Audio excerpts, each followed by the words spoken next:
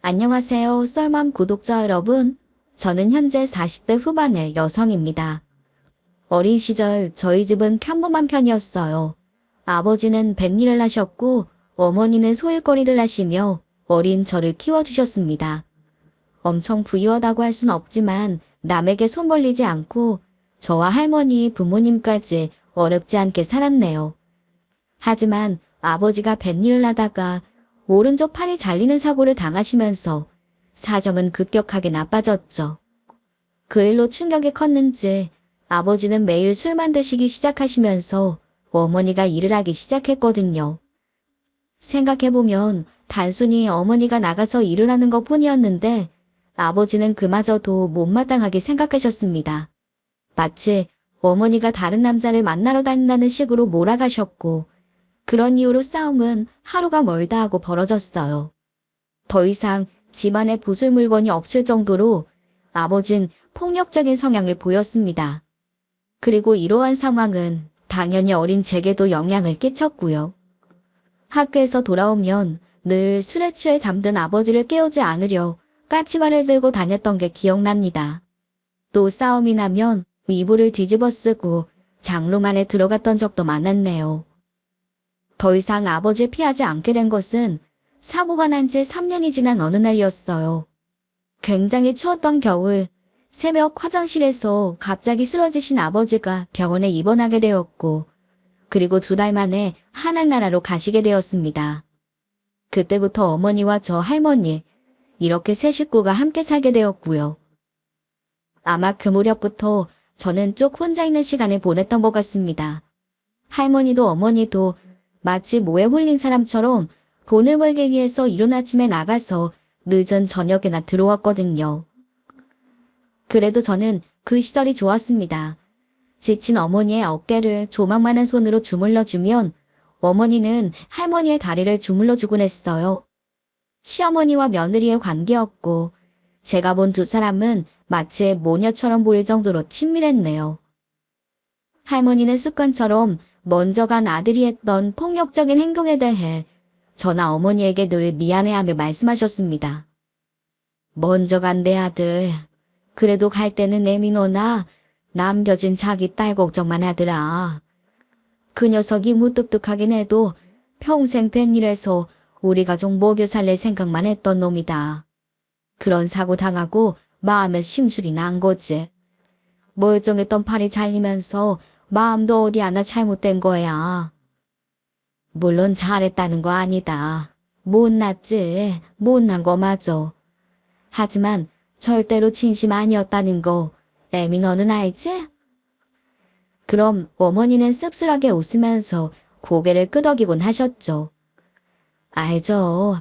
알고 말고요. 우리 딸도 알고 저도 알고 있어요. 저라도 그랬을 거고요. 그 사람 물건을 그렇게 던지면서도 우리 딸 책가방이며 책상은 그대로 뒀잖아요. 그리고 제가 아끼던 찻잔 근처는 손도 안 대던 사람인데. 그래. 그러니 너무 미워하지 말거라. 응? 어머니도 참 안 미워요. 겨우 몇 년 그런 걸로 지난 세월 전부를 미워할 순 없죠. 미안하다. 그리고 고마워. 그래서 내가 더 악착같이 벌어서 사죄할 거다. 다시 이전처럼 여유롭지는 않아도 남한테 빌어먹고 살지 않게 나도 노력할 거야. 저 혼자 해도 된다니까요. 무릎도 안 좋으시면서 어머니도 참. 어차피 나이가 삐걱거리는 몸뚱이에 무릎이 되시겠니? 너도 그렇지만 내 소중한 손녀를 위해서 그 정도는 해야 하지 않겠어? 또 그래야 내가 죽어서 아들 만나면 당당할 것 아니냐. 그때 내가 가서 아들도 혼주를 내주마. 내 고운 며느리 마음에 멍든 거 2배로 혼내줄 거야. 그 당시에 딸 하나 낳은 것도 죄인이라고 구박을 당했을 법도 한데 할머니는 어머니에게 그런 소리 한 번을 한 적이 없는 분이었습니다. 더구나 저도 어머니도 많이 아껴주셨고요. 아마도 그런 이유 때문에 어머니는 아버지에 대한 나쁜 기억은 남기지 않았고 저 역시도 아버지를 이해할 수 있었던 것 같아요. 다정한 할머니와 따뜻한 어머니 덕분에 저는 가난해도 얼굴에 그늘 없고 티 없이 맑게 자랐습니다. 누군가를 미워하고 원망하기보다는 이해하고 배려하는 아이로 자라났네요. 그렇게 아버지가 돌아가신 이후 10년이 되었을 때 어머니와 할머니는 작은 식당을 열었습니다. 누가 봐도 너무 작고 초라해 보이는 낡은 건물이었지만 온전히 두 분의 힘으로 모은 돈으로 일궈낸 거였기에 그 기쁨은 지금도 여전히 생생하게 기억납니다. 돼지머리에 꼬깃꼬깃 꼬겨 넣은 돈, 축하하러 온 동네 사람들 수를 따르다가 오열하던 두 분의 모습까지도 말이에요. 하지만 가게를 열고 얼마 후에 할머니가 돌아가시면서 저와 어머니의 사이가 조금씩 틀어졌습니다. 이유는 있었어요. 할머니가 돌아가시고 장례를 치른 후 바로 다음 날부터 어머니는 마치 아무 일도 없었던 것처럼 가게 문을 열고 장사를 하셨기 때문이었습니다. 저는 당연히 어머니에게 따져 물었죠. 엄마는 정말 아무렇지도 않아? 어쩜 할머니가 돌아가셨는데 가게를 열 수가 있어? 아직 생수에 흙도 안 말랐어. 이깟 가게에서 몇 푼이나 번다 그래? 시끄러워. 너는 공부나 해. 취업 준비해야 한다며. 정신 사나우니까 가. 진짜 엄마 너무한다. 할머니가 우리한테 얼마나 잘했는데.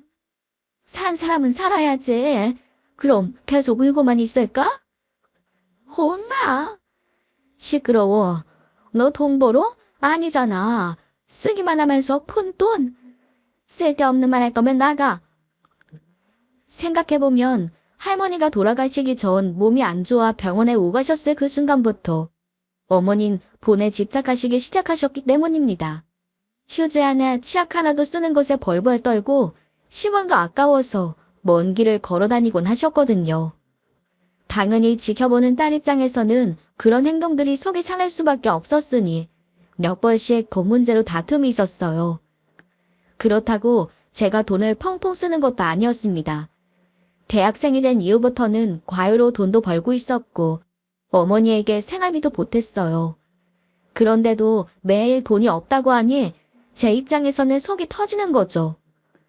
그래서 취업을 하고 직장을 다니기 시작하면서부터는 다달이 돈을 좀 보내는 것 외에는 연락도 차츰 안 하게 되었습니다. 명절이나 생신 때 선물을 사가지고 가는 정도가 전부였고요. 하지만 어머니는 그때마다 꼭 그러셨어요. 차라리 돈으로 주지. 이게 뭐야, 쓰지도 않는 걸. 샤이크? 이건 또 뭐야, 옷? 이런 걸 왜 사? 널리고 널린 게 옷인데.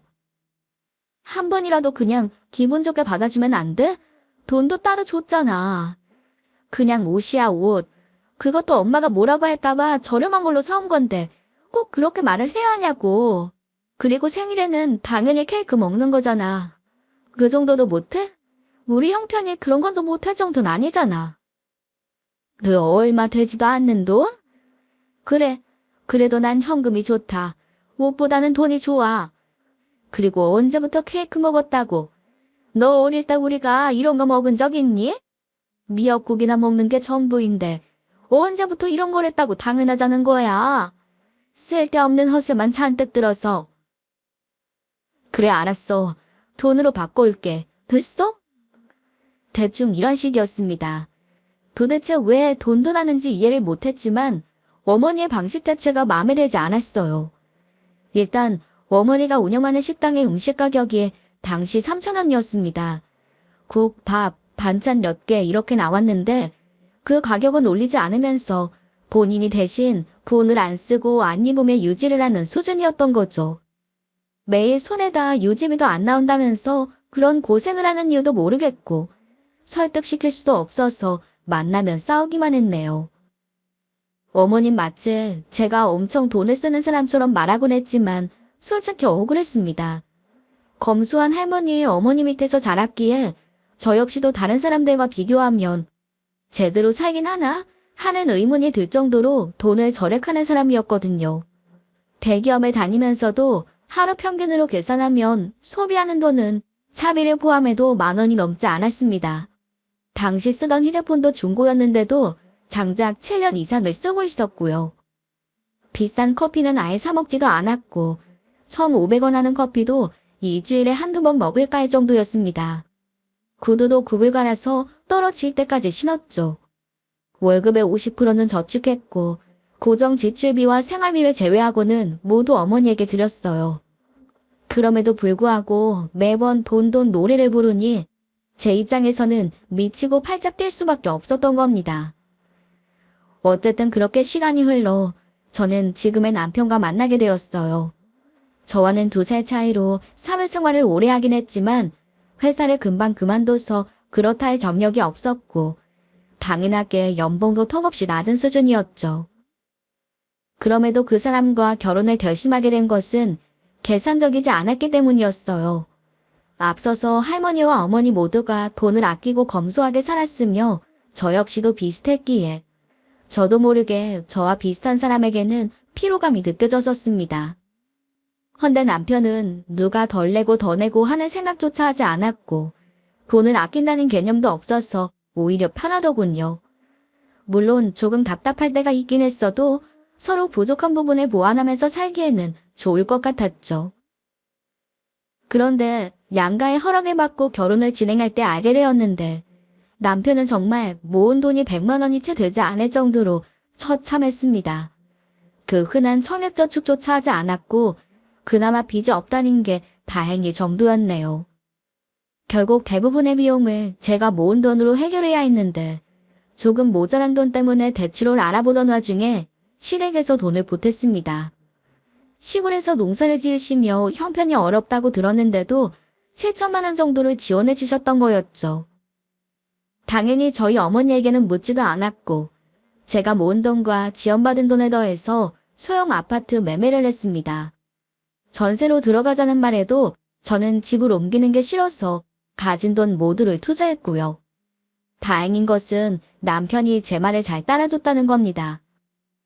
양가 집안의 용돈 문제도 그랬죠. 결혼 전에 남편은 적게는 50에서 많게는 80만 원 정도를 드렸다고 하더군요. 하지만 저는 반대했습니다. 80만 원? 그건 당신 월급에 비해서도 너무 많아. 공평하게 50 정도면 될 것 같아. 나도 그전에는 더 드렸지만 우리도 노후 준비는 해야 되잖아. 당연히 남편은 걱정을 하며 묻더군요. 나도 그러고 싶은데 분명 엄마가 뭐라고 할 거야. 괜히 긁어부스럼 만드는 것보다는 내 용돈을 더 줄이는 게 좋을 것 같은데. 어때? 하지만 이제 부모님들이 나이가 있어서 크고 작은 일로 병원에 갈 일도 많아질 거야. 그걸 생각하면 차라리 비상용으로 저축을 따로 하는 게 좋을 것 같아. 그리고 우리 각자 용돈은 당연히 줄여야지. 이전에 쓰던 것처럼 쓰진 못할 거야. 대신 급한 일에 쓸 수 있는 돈이 모이는 게 좋지 않을까? 그건 그렇다. 일리가 있어. 알았어. 엄마한테는 내가 잘 말할게. 경제관념이나 저축에 대해서 아무것도 몰랐던 사람이었지만 하나를 가르치면 둘은 못해도 대신 그 하나만은 잘하는 사람이었어요. 때문에 결혼하고 얼마 안 가서 돈을 모으는 재미를 알게 되었는지 혼자서도 잘하게 되었죠. 안타까운 게 있다면 시어머니가 돈 문제로 저를 탐탁지 않게 생각했다는 겁니다. 마치 자신의 아들을 뒤에서 조종하는 게 저라고 생각하는 듯 했어요. 그것 때문에 제가 뒤로 친정에 돈을 빼돌린다, 돈에 미쳐서 애도 안 낳는다, 남편 돈 뜯어먹는다는 소리까지 들어야 했죠. 솔직히 어린 시절부터 할머니와 저희 어머니 사이를 보며 자랐기 때문에 그것만은 정말 안타까웠습니다. 저 역시도 결혼 후에 좋은 시어머니를 만나서 사이좋게 지내고 싶은 희망이 있었거든요. 그래도 나중에는 분명 오해를 풀고 관계를 회복할 수 있을 거라고 생각했네요. 그러다가 오해를 풀 수 있는 사건이 벌어지게 되었어요. 유독 비가 많이 내렸던 여름, 시어머니 집 앞에 있던 하천이 범람했고 그것 때문에 집이 잠기고 쓸려가게 된 겁니다. 다행히 모두 대피한 상태여서 인명피해는 없었지만 피해는 막심했죠. 집은 형태를 알아볼 수 없을 정도로 무너진 상태였고 바로 뒤에 붙어있던 반 역시도 산에서 쓸려 내려온 토사 때문에 망가졌거든요. 때문에 그의 농사는 완전히 망치게 되었고 다시 복구할 생각을 하면 눈앞이 깜깜할 정도였습니다. 이에 저는 당연히 시댁을 돕기 위해 팔을 걷었습니다. 일단 그 일로 몸이 안 좋은 시어머니를 저희 집으로 모셨고 전세로라도 근처에 집을 알아보기 시작했어요. 바쁘게 일을 하면서도 틈이 날 때마다 제가 병원에 모시고 갔고 전세금은 물론이고 가구부터 생필품까지 모두 제가 모은 돈과 일부의 대출로 해결했습니다. 하지만 상황이 조금 진정되고 시어머니의 몸이 나아지자 바뀌기 시작했죠. 물론 그게 좋은 방향이 아니었다는 게 문제였습니다. 딱히 감사를 말한 것은 아니었지만 시어머니는 고맙다는 말은커녕 모든 게 불만이더군요. 일단 이사한 집에 대해서는 이렇게 말씀하셨습니다. 내가 오늘도 잠을 못 잤어. 쿵쿵 쾅쾅. 아주 시끄러워서 골이 퉁퉁 울린다. 그리고 또 뭐야? 집 앞에 쓰레기 좀 내놨다고 그걸로 경비인지 뭔지 아는 사람이 올라오질 않나. 심지어는 우리 집 앞에다가 쪽지까지 붙여놓고 사람을 아주 못살게 괴롭힌다. 아무래도 그 작은 집에 쓰레기를 둘 곳이 어딨다고 그걸로 유난인지. 저는 그런 시어머니를 부드럽게 타일렀어요. 집 앞에 쓰레기를 내놓는 건 하면 안 되는 일이거든요. 소방법이라고 복도는 개인 공간이 아니라서 혹시 사람들이 다니다가 넘어질 수도 있고 불이 나면 그게 또 골치가 아파지는 문제라. 너 지금 나 가르치니? 그 정도도 이해 못하는 사람들이 잘못인 거지. 난 상관없어. 옆집에서 뭘 하든 뭘 내놓든 쓰레기를 불로 태우든 뭘 하든. 난 이렇게 다 이해하는데 예민하게 왜 다들 그러는지 모르겠다고 말하는데 넌 논점도 모르고 어디 시애미 말에 따박따박. 죄송합니다. 답답해. 내가 너만 보면 속에서 불이 올라와. 어디서 그런 재물 구해서 나더러 살라는 거야? 너 잊었나 본데 그 돈이 네 돈이니? 응? 네 돈이야? 너희 결혼할 때 빌빌거리는 거 내가 준 돈으로 이 집 산 거 아니니? 그런데 그런 후진 집에서 나더러 살라고? 참 뻔뻔하다. 뿐만 아니라 시어머니는 남편에게 하는 행동도 마음에 들어하지 않으셨어요. 아무래도 시댁과 거리가 가까워지니 자주 보게 되면서 전해 듣는 말들이 많아졌습니다. 그때 남편이 받는 용돈 이야기가 나온 모양이더군요. 이에 시어머니는 주말 내내 저를 잡고 혼을 내셨죠. 남자가 바깥 일하다 보면 돈 좀 쓰고 그러는 거지. 치사하게 돈 30으로 어떻게 살라는 거니? 내 아들 밖에 나가서 구질구질하게 돈 아끼면서 살게 해야겠어? 난 내 아들 그렇게 안 키웠다. 내가 없이 살아도 내 아들만은 떵떵거리면서 살게 했어. 알어? 저 어머니, 그건 결혼 초에 남편이랑 정해놓은 거고 차비까지 포함된 금액은 아니거든요. 더구나 그 사람 월급에서 돈 모으려면 그 정도면 큰 문제도 없고 다른 비용 같은 경우는 의논을 하고 그러니까 너한테 허락을 받아야 쓸 수 있다는 거 아니야. 지금 너 하는 소리가. 네가 돈 잘 버는 거 아는데 솔직히 참 나는 서운하다. 내가 모처럼 올라와서 아들 옆에서 살고 있는데 아들한테 식사 대접 한 번을 시원하게 받지를 못해. 내 아들이 왜 그렇게 살아야 해? 아우 구질구질해. 내 아들보다 돈도 잘 번다면서 유세를 떠는 거니 아니면 궁상을 떠는 거니?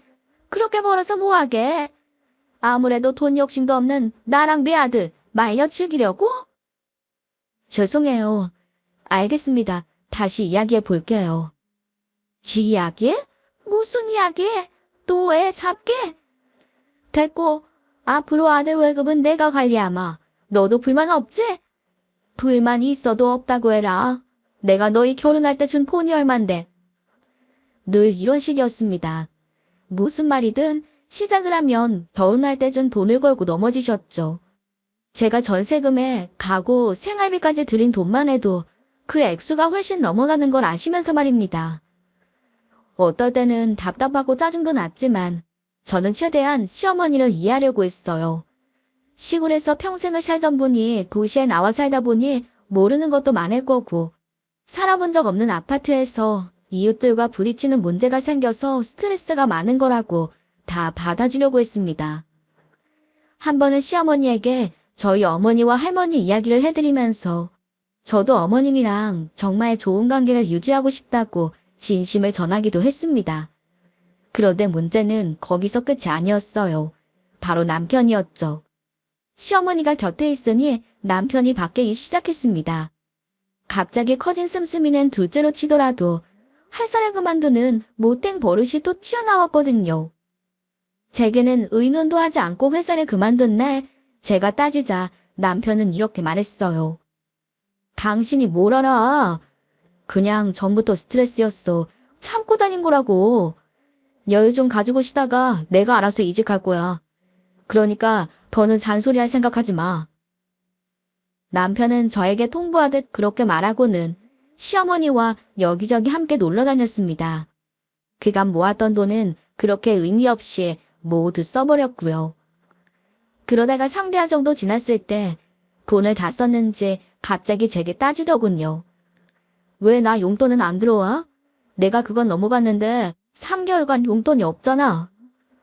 저는 너무 어이가 없어서 무뚝뚝하게 대답했습니다.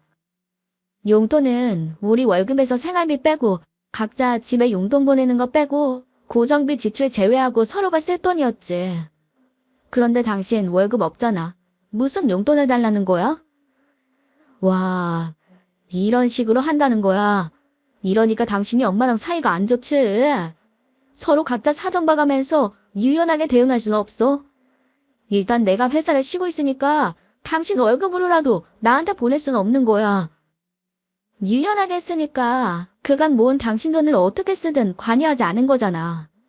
어머님이 당신 월급 관리한다고 했을 때부터 생활비 전부랑 어머님 아파트 관리비에 가스비에 심지어 생활비도 내가 내고 있고. 그럼 오히려 고마워해야 되는 거 아니야? 진짜 너무 계산적이다. 당신이란 여자 내가 집에 들어오면 답답해서 숨을 못 쉬겠어. 그리고 솔직한 말로 당신은 우리 엄마한테는 더 잘해야 되는 거 아니야?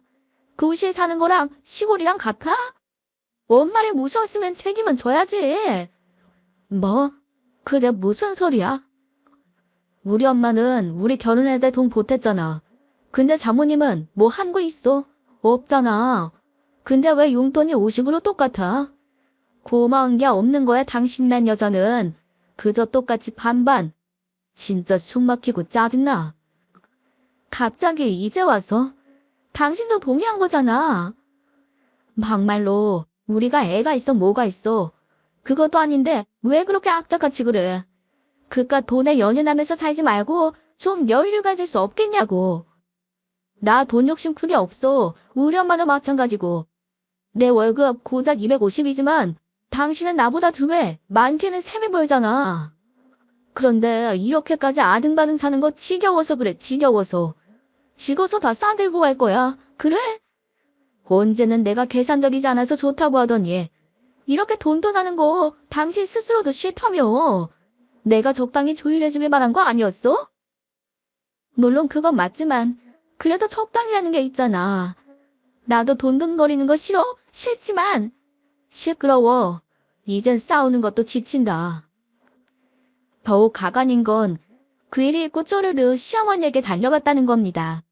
덕분에 저는 유일하게 쉴 수 있었던 주말에도 혼이 나야 했고요.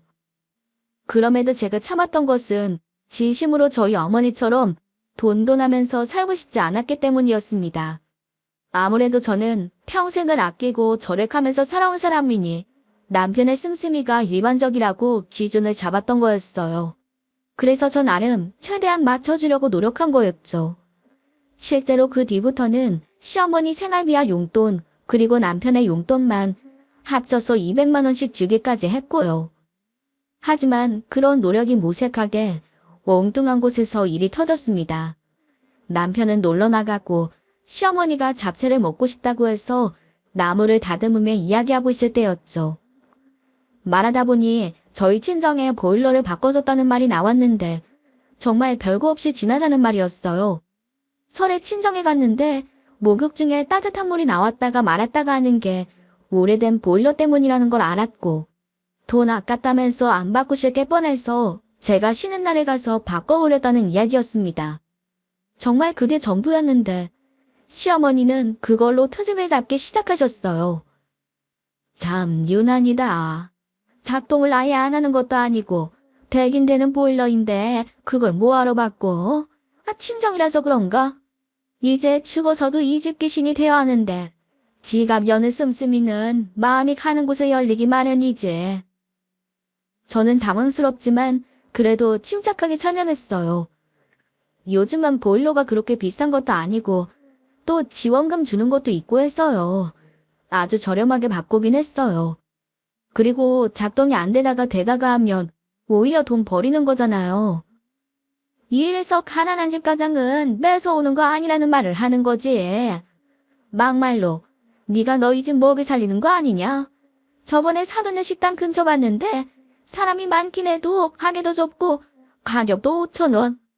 그전에는 3,000원 받았다고 했나?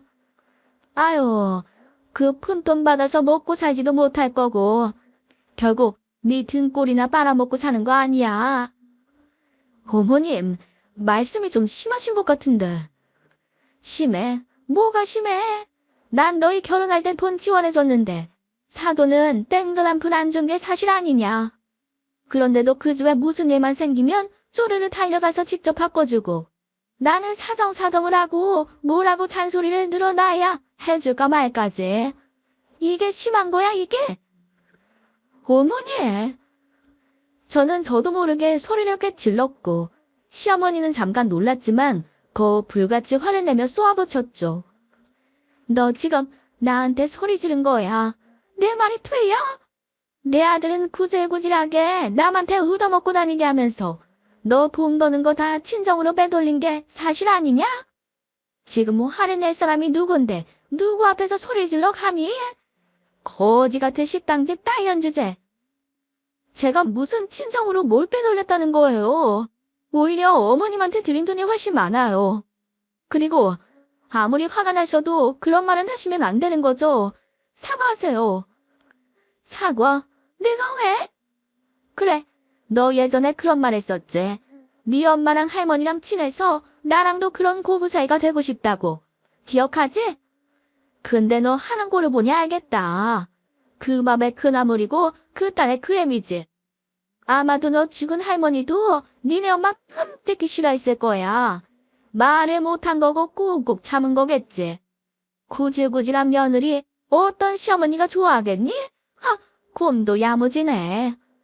그래서 그 할머니 얼마 못 살고 빨리 죽은 거 아니야.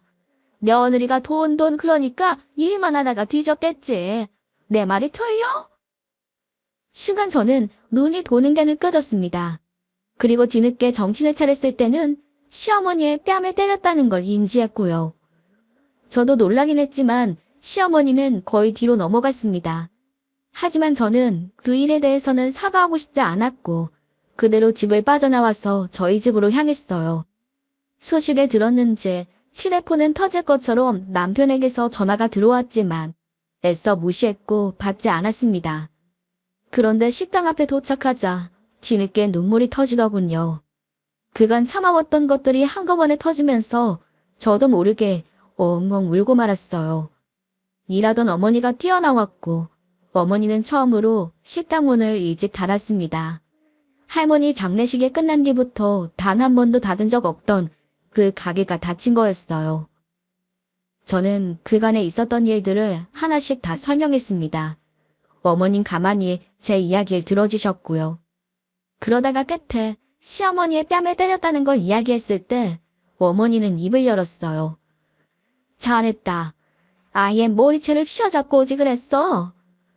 저는 조금 놀라서 되물었죠. 그래도 나 이혼하면, 이 일로 이혼당하면? 이혼이 못했으니 요즘 세상이 어느 때인데. 그래도 나 진짜 잘 살고 싶었단 말이야. 그래서 노력했고 할머니랑 엄마처럼 그렇게 살고 싶었어. 그런데 내가 시어머니를 때렸다니까? 제가 손까지 벌벌 떨면서 말하자 어머니는 제 손을 꼭 잡고는 말씀하셨어요. 한쪽에서 잘한다고 그 관계가 완성이 되니? 너도 사회생활 해봐서 알 거 아니니? 나랑 너희 할머니 사이가 좋았던 건 나도 시어머니도 서로를 좋아했기 때문이야. 그 당시에는 아들 못 낳는다고 쫓겨나는 사람도 있었어. 그런데도 어머니는 나를 예뻐해 주셨고, 이제 와서 하는 말이지만 난 너희 아빠보다는 시어머니가 좋아서 결혼했었다. 그리고 그런 할머니가 마지막 하시는 길에 바란 건 네 행복이었어. 이혼? 뭐가 무섭니? 해라. 뭐 어때? 2번, 3번도 해. 너만 잘 살면 되는 거야. 그러니까 후회하지 마. 엄마 따라 나서 그만 정리하자. 옷을 제대로 입고 뭔가 챙겨서 어머닌 나갈 채비를 하셨고, 얼결에 저는 엄마 손에 이끌려서 저희 집으로 돌아갔습니다. 집에 가보니 시어머니는 울고 있고 남편은 얼굴이 뻘겋게 되어서 화가 머리끝까지 났더군요. 저희 어머니와 함께 있었지만 남편은 정신을 못 차리고 제게 삿대질하며 소리 지르기 시작했어요.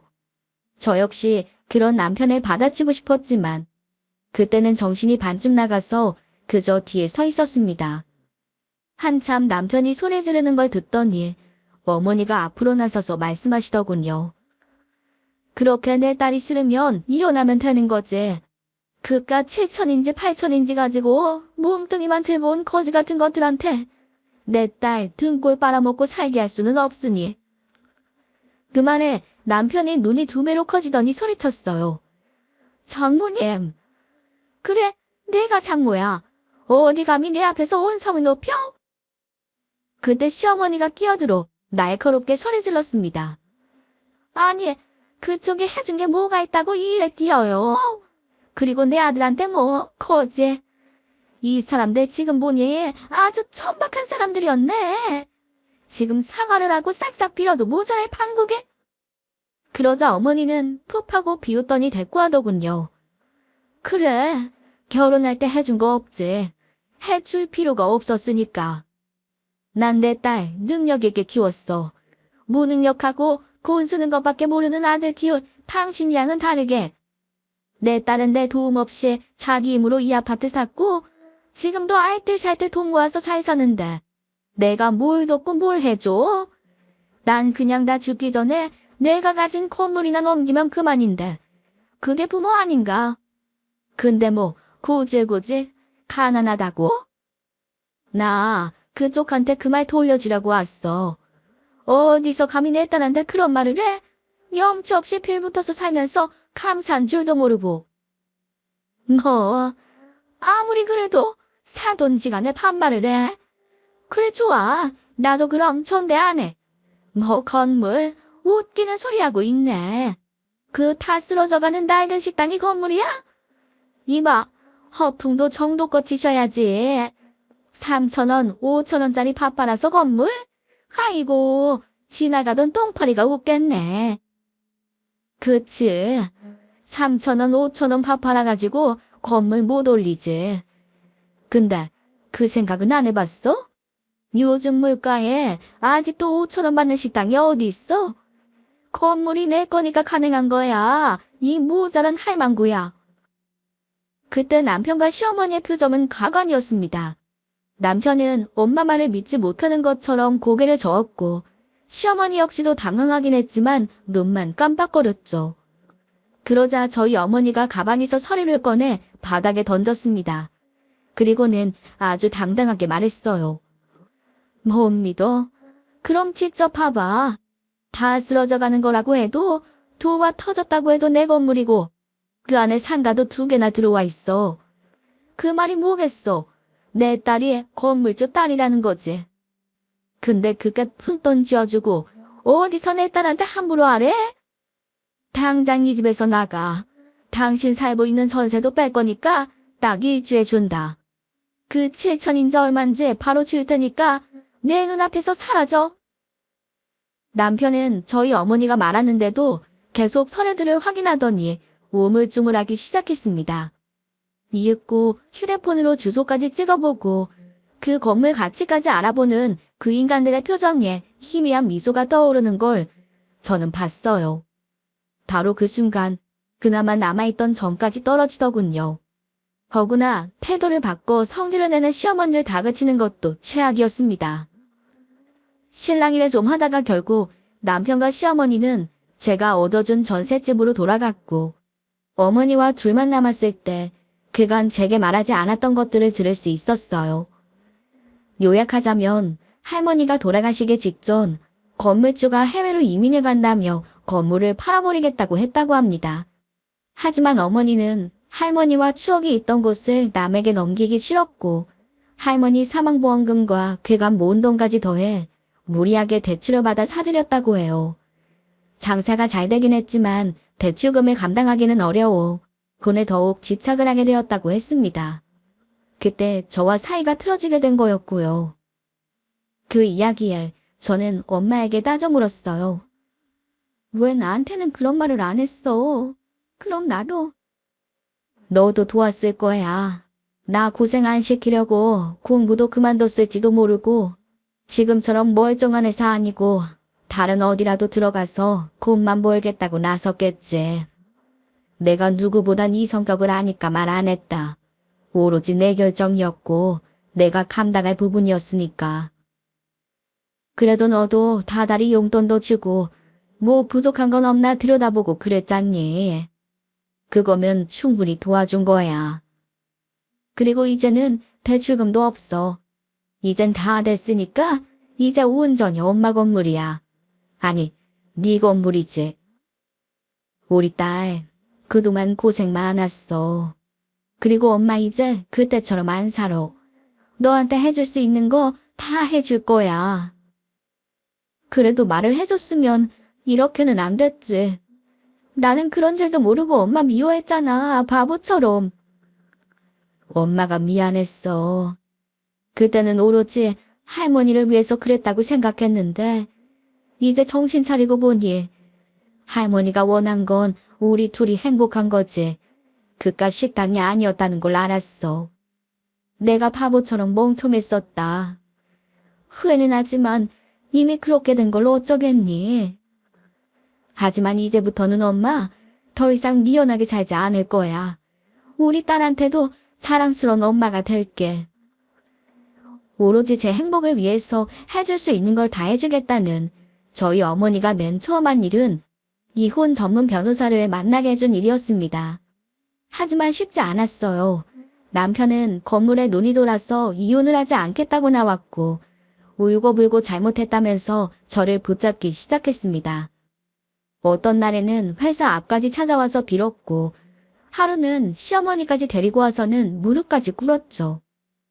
누구보다 돈도 나는 게 싫다던 두 인간들이 돈 때문에 제게 잘못을 비는 기이한 광경에 겉웃음만 나오더군요. 결국 협의 이혼은 하지도 못했고 긴 소송까지 들어갔습니다. 최대한 힘을 쓰긴 했지만 살아온 기간이 있으니 약간의 재산 분할을 하긴 해야 했어요. 그래도 재산 형성에 대한 기여도 부분으로 제 아파트는 지켰고 시어머니도 전셋집에서 쫓아냈죠. 다행인 것은 그 두 사람이 가진 돈으로는 서울 어디에도 자리를 잡을 수 없었다는 거였습니다. 매일 층간소음으로 불편하고 쓰레기 놓을 곳도 없이 작다고 불편하던 그곳의 전세만 해도 4억이 넘는 금액이었으니까요. 그렇다고 취업을 못한 남편 앞으로 대출이 나올 리도 없었을 겁니다. 그렇게 결국 저와 다시 합치려는 계획도 그곳에 남아서 취업을 하려고 한 것도 불가능했고 몇 달을 월세를 전전하다가 결국 두 사람 모두 시골로 내려간다는 소문까지 들려왔네요. 덕분에 매일 소란스러웠던 일상은 평화를 찾게 되었고 그렇게 현재까지 왔습니다. 벌써 그 일이 6년 전에 있었던 일입니다. 지금 와서 이 일을 이야기하게 된 것은 최근 저희가 살 집이 완공되었기 때문입니다. 억척스럽게 살아왔던 저와 어머니가 앞으로 함께 살 공간이 생긴 거죠. 비록 서울이 아닌 경기도 외곽에 떨어진 집이긴 해도 벽돌 하나 창문 위치까지도 직접 고르고 선택해서 만들어진 집입니다. 한적한 전원주택 마을 끝에 위치해 있고 넓은 마당에 작은 텃밭 공간도 있는 아늑한 집이죠. 저는 이사를 하는 거의 동시에 회사를 그만뒀지만 어머니는 식당 일을 진즉에 그만두셨습니다. 제가 이혼했을 무렵에 낡은 건물을 싹 바꿔 임대를 주셨고 이제는 세를 받으며 살고 있어요. 말은 아니라고 하셨지만 그렇게 애지중지하던 가게를 과감하게 저를 위해서 정리하신 거고요. 물론 아직 저나 어머니나 많이 어색하긴 합니다. 평생을 일하고 아끼고 살아왔기에 여유를 가지고 쉬는 것도 돈을 쓰는 법도 익숙하진 않거든요. 실제로 아직도 저나 어머니는 100원이라도 저렴하게 사려고 시장 여기저기를 돌아다니고 텃밭은 꽃보다는 먹을 수 있는 야채만 가득 심어져 있어요. 이 얘기를 듣는 어떤 분들은 왜 아직도 그렇게 사나 이상하게 생각하실 분들이 있을 수도 있습니다. 저 역시도 습관처럼 아끼고 모으면서도 이렇게까지 해야 하나 하는 생각도 해봤으니까요. 계산기를 두드리면서도 그런 제 행동 자체가 부끄러웠고 또 너무 집착하는 걸 다른 사람들에게 보이고 싶지도 않았어요. 어머니처럼 살기 싫었고 그래서 저와는 반대였던 남편을 선택한 것도 있었습니다. 하지만 희한하게도 돈이 생기고 여유가 있으니 생각이 반대로 바뀌더라고요. 돈 버리는 게 치사스럽고 구질구질해 보여도 역시나 돈은 중요하다고 말입니다. 그러니 제 이야기를 듣는 분들은 돈이 필요 없다, 그저 지금에 충실해라 이런 말들에 너무 현혹되지 않았으면 좋겠어요. 벌 수 있을 때 최대한 많이 벌어두세요. 지금의 이 여유로운 마음은 이전에 힘들게 고생했던 시간이 만들어준 거라고 생각합니다. 다만 돈보다 앞서야 할 것은 그 돈을 아끼고 또 버는 목적이라고 봐요. 목적이 만약 가족의 행복이라면 돈보다는 가장 우선시되어야 하는 거라고 말입니다. 그래서 지금의 저는 여전히 돈을 아끼고 저축하지만 나름의 목표가 있습니다. 조금 늦었을지는 몰라도 어머니와 이곳저곳을 여행하고 싶어요. 그래서 올해 따뜻한 봄이 오면 여기저기 떠나려고 계획하고 있습니다. 앞으로 저희 두 모녀의 여행 응원 부탁드립니다. 끝까지 들어주셔서 너무 감사해요.